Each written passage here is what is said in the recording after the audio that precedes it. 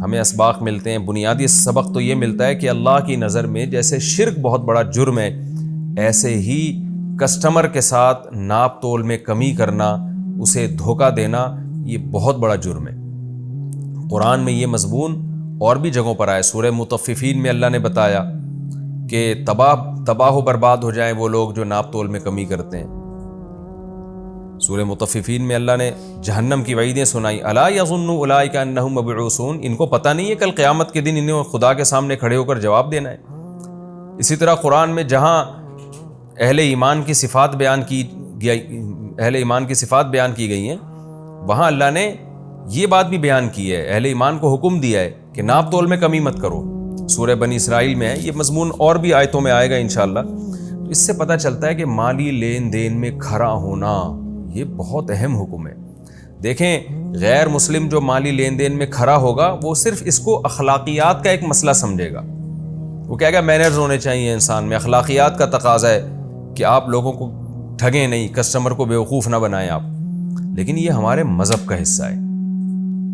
آپ اگر کسی کو ٹھگتے ہیں تو آپ کو صرف اتنا نقصان نہیں ہے کہ آپ سے کسٹمر ٹوٹ رہا ہے یا آپ بعد میں اس کے پیسوں کی تلافی کر دیں. نا نا نا نا، قرآن کہتے تم جہنم کی آگ خرید رہے ہو، کیونکہ یہ اللہ کے حق کی نافرمانی ہے. غیر مسلم کہے گا کہ آپ نے مخلوق کا حق مارا ہے اگر اسے دھوکہ دیا. اللہ کہتے ہیں تم نے میرا حق مارا ہے کیونکہ میں نے تمہیں حکم دیا تھا کہ کسی کے ساتھ دھوکہ مت کرو اور مالی معاملات میں خیانت مت کرو. تو انہی آیتوں کی روشنی میں علماء کرام نے، جو صحیح فقیہ علماء ہیں، انہوں نے مالی معاملات میں لین دین کی اور اس میں کلیئر ہونے کی بہت اہمیت کو بیان کیا ہے.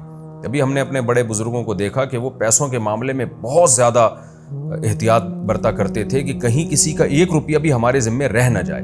وراثت کے معاملات میں اور جو کاروباری لین دین ہے ان میں بہت زیادہ اس کا خیال کیا کرتے تھے، کہیں ایسا نہ ہو کہ کسی کے ہمارے ذمے 1 روپیہ ہو اور ہماری اسی طرح موت واقع ہو جائے.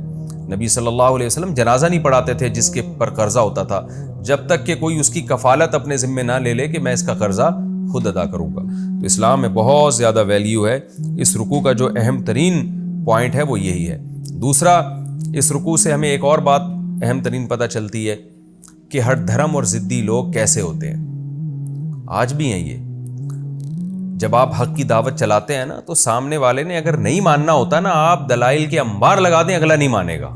آپ زچ ہوتے رہیں گے، آپ کو ٹینشن شروع ہو جائے گی کہ میں اتنی واضح بات کر رہا ہوں، اس کی سمجھ میں کیوں نہیں آ رہا. دیکھیں نا شعیب علیہ السلام کتنی واضح بات کر رہے ہیں، شرک چھوڑ دو، ناپ تول میں کمی چھوڑ دو، بس یہ 2 مطالبے ہیں میرے تم سے.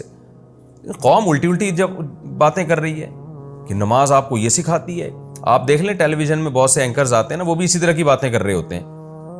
ڈیبیٹ کے درمیان جب ان کی ٹاک شوک کا کوئی پروگرام ہوتا ہے نا، تو ان میں بھی یہی ہے کہ ایک بڑی معقول بات کر رہا ہے، دوسرا الٹی گھمانا شروع کر دے گا اس بات کو.